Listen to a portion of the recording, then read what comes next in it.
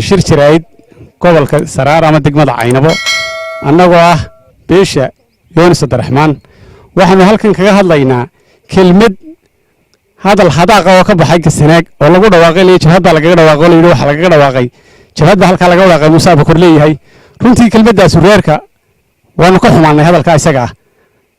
Muuse Bakar ma wax berber wax gol lagu qaaday kooxda reer jabhad ku dhawaaqay oo ka cunisa way ku miisay Soomaaliland ugu miisay way anana hadaan beesha Yoonis Abdiraxmaan nahay waxaanu kala socono iyo waxaanu ognahay iyo waxaanu ka taageersanahay midna ma jirto ay reerku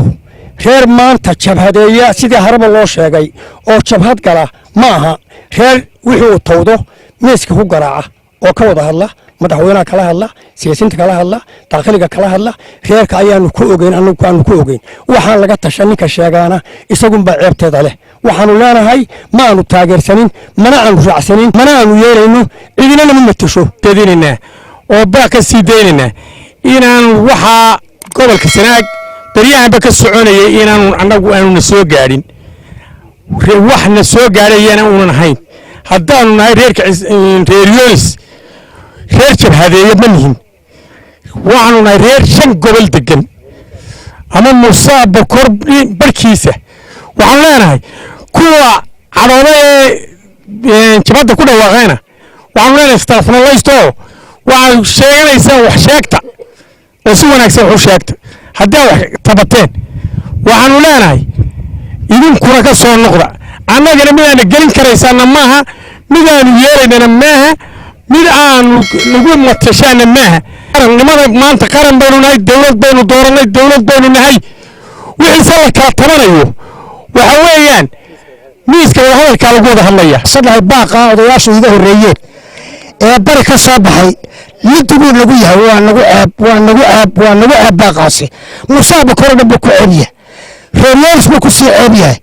hadalkan kiiriyo istaafran looga dhago raali kana aanu leeyahay mana baxayso mana soconayso jabhadda waxaan leeyahay gobolka Sanaag magacaawda sheegatay Muuse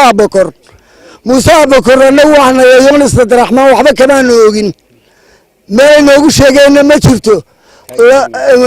shaqadaana kuma jiro nama matali karaan nama sheegan karaan ma qofkii Soomaaliland wax yeelaya annaguna waa ka safanahayo raali kama ahin marka waa qaran dibis dambi qaran bay ku jiraan dhamaan Muuse Bakar aniga xaal ka siinaya caynaba jabhadda la sheegay laga sheegay gobolka Sanaag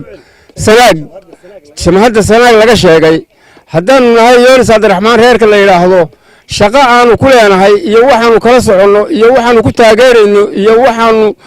ku ognahay midna ma jirto arintaasuna waa gef qaadana mayno ma ogolin